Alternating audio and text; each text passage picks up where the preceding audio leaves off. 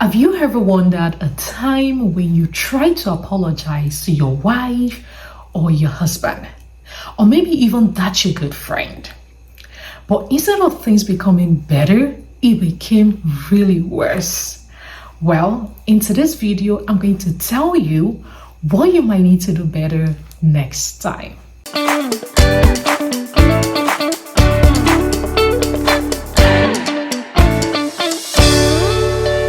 Hello guys, welcome back to our channel.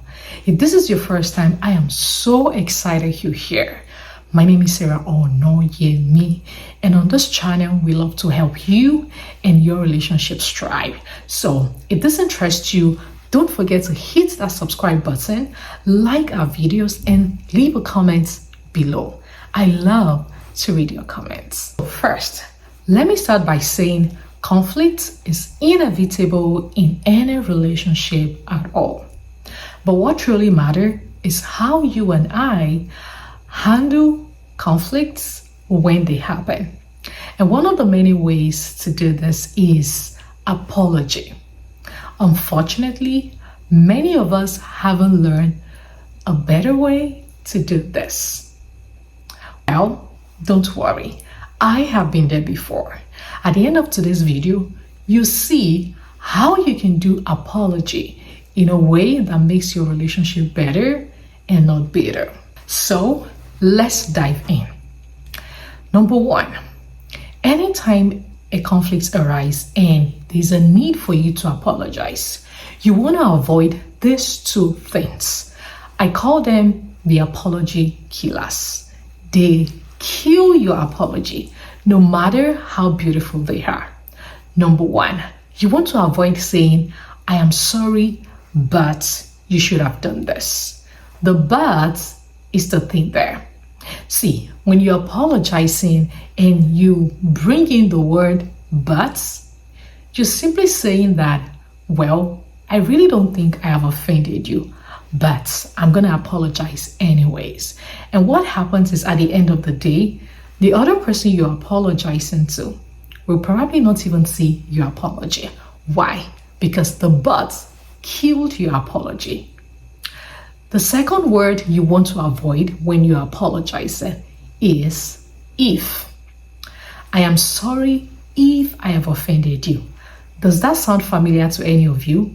Let me know in the comment section if you have people around you who apologize this way, and let me know how you feel.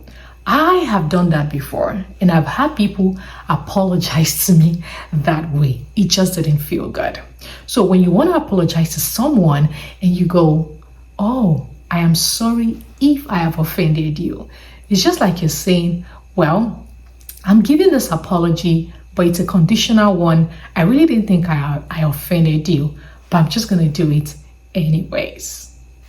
So the next time you're going to apologize, here's a better way to do it.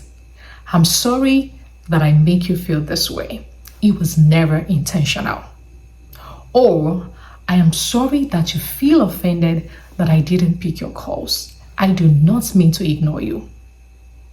Well, the goal here is to kick out the buts and the if. Why? Because they kill your apology. So the second thing you want to consider when you're apologizing next time is be specific.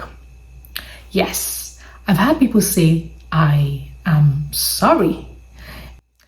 Like I said, I have done this before, but I have a better way to apologize now. And that's why I'm sharing this with you. And I'm so excited because it's going to make your relationship better. Now, when it comes to apology, something had gone wrong and you're trying to right the wrong. So when you just say, I am sorry, it doesn't do the job. It doesn't communicate that you're truly sorry. And I know you're doing this because you just don't know. So anytime there's a need to apologize, you want to be specific as possible. Why are you apologizing? What are you sorry for? So here's an example. I was in a meeting and I never intended to ignore your call. The goal here is to be specific as much as possible when you're apologizing, because the goal is to right the wrong. Does that make sense? Yes. The third thing that you need to consider when you're apologizing is don't just throw your apology at the other person. Yes, does that sound familiar? Someone just saying, I am sorry, and then there is no change in behavior. I'm sure many of us have experienced this before. Someone telling you, I am sorry, without a change in behavior. So, personally, I don't consider that as an apology. And that is why the most important question you need to ask when you apologize is, how can I make things better? I am sorry that I missed your birthday, or I was unable to call you on your birthday. How can I make things right? Because to you, you might probably think that this is how you can make things right, but that's not how the other person sees it, right? Hi, baby. You guys, I'll be back. You guys, I am back. Yeah, so bear with me. I'm going to wear him for the rest of this video. He's sleeping right now, so we're good. I just have to finish it, otherwise I'm just gonna forget my line of thoughts if I don't finish filming now. And so let's continue what we're saying. So the most important question to ask is, how can I make things right? Like I said earlier, you probably might think this is how you can make things right, but that's just not how the other person sees it. And the goal is to right the wrong, right? And if that's the goal, you don't want to just apologize without asking, how can I make things better next time? Or how can I make things right next time? Especially in a marital relationship. I mean, it's an ongoing relationship. And if your goal is to make your relationship better, you need to ask that question. How can I make things right another time? Otherwise, you're going to have the same issue repeating itself over and over again. And at the end of the day, you just see yourself going through a cycle of conflicts and offenses, and you just don't know why and how you got there. So make sure you ask how you can make things right anytime there's a need to apologize. So the last on my list for today when it comes to apology is when anyone tells you that you have offended them or you did something that was wrong. And I kind of understand that sometimes people present it in a very unloving manner.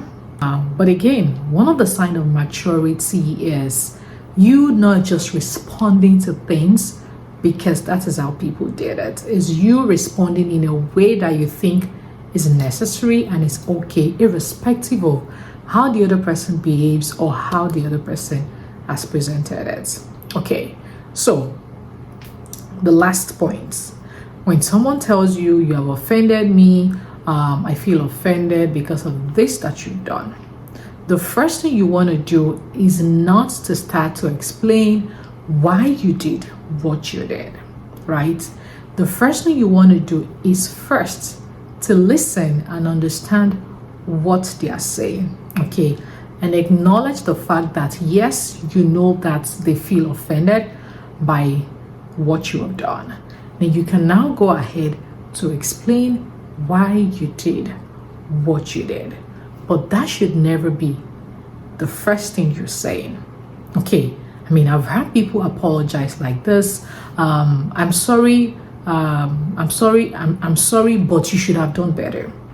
I'm sorry for what happened, but you made me do that. No, that's not how to apologize. In fact, if you do that, you're going to make the issue worse, right? So you don't want to go ahead explaining yourself right away that this is why I did what I did. You want to listen first, and then you want to acknowledge that yes, you know that they are offended. Because the fact that you don't feel that way doesn't mean it is not true with the other person. Okay, so even if that's not how you felt, again, if the goal is to make your relationship better, then we have to do what works, right? You and I have to agree that the way we're doing apology and handling conflict, especially in relationships and marriage, has not made our relationships better. That's what we see. Okay, and we need to do it in a better way. So when there's a need for you to apologize, the goal is not to be right, or to be wrong. The goal is to right the wrong. So if you go right away trying to explain why you did what you did, you're just trying to explain that, oh, you're right, what you did was right, even though the other person feel offended. So you need to prioritize your relationship, and you need to ask yourself, anytime you're asking, you need to apologize, that what's my goal here? Your goal is not to be right. Your goal is not to feel good. Your goal is not to bash the other person. Your goal is to make your relationship better. And so you have to put that before you and make that bigger than what you are feeling.